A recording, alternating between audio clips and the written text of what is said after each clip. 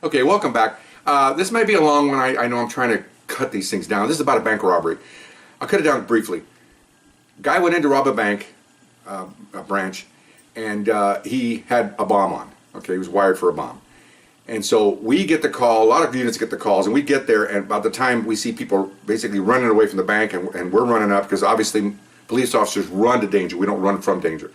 And so we got radios on, and we're broadcasting, and there's double doors on one end of the bank and double doors on the other end of the bank, and there's all kinds of people. It's a huge intersection, a lot of pedestrians. So we're one of the first ones there. So we're laying down on the ground on one of the double doors, and we see officers on the other side, and other responding officers are evacuating people out of here because they said the guy's got a bomb, and he's in the bank. The bank people are already left. They're already out of that place. So we think it's empty.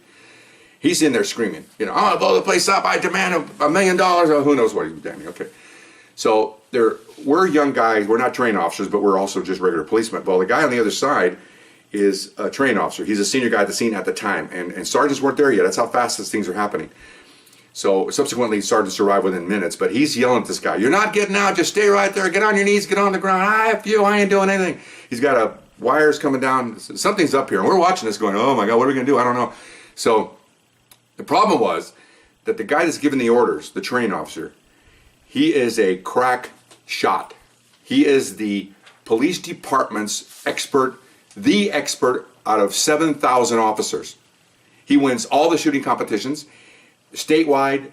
He goes to international competitions with the pistol. And this is not cocking the gun and shooting. This is a pistol where you have to pull the trigger and the hammer goes back and then you have to fire it. It's not like pull the trigger, fan and all that fancy crap.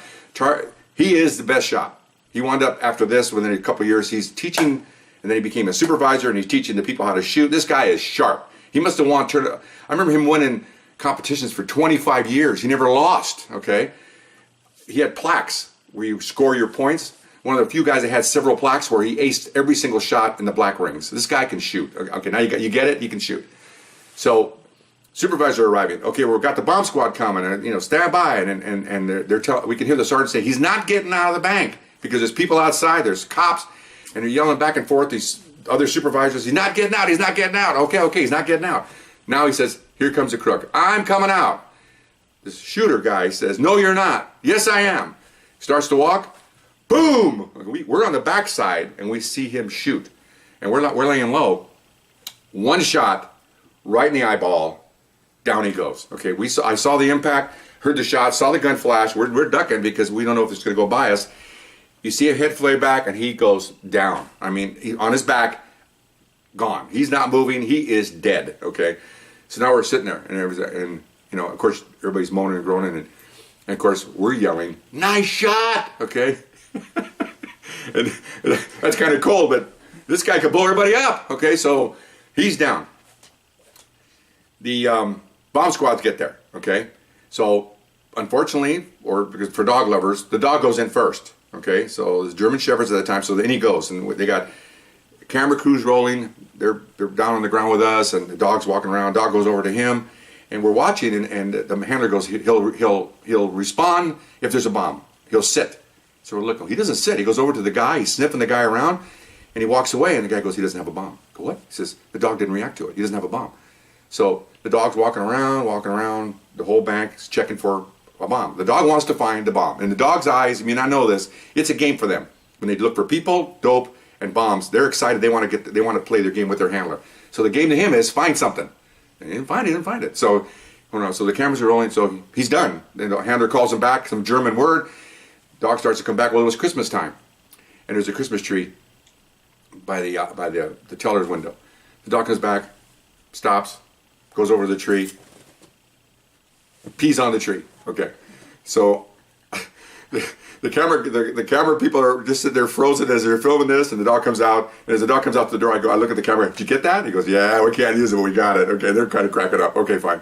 So get offline here. I didn't know. I was a young officer. Later on, I found out that whenever they did not complete their mission, if they didn't find the suspect or find the dope or find the bomb, the dogs have to, they get so excited, they calm down. And most of the time they either go and do number two, or they pee, just the way it is. I guess it's like humans, you get so excited you have to go to the bathroom, and that's what happens with these dogs. I didn't know that.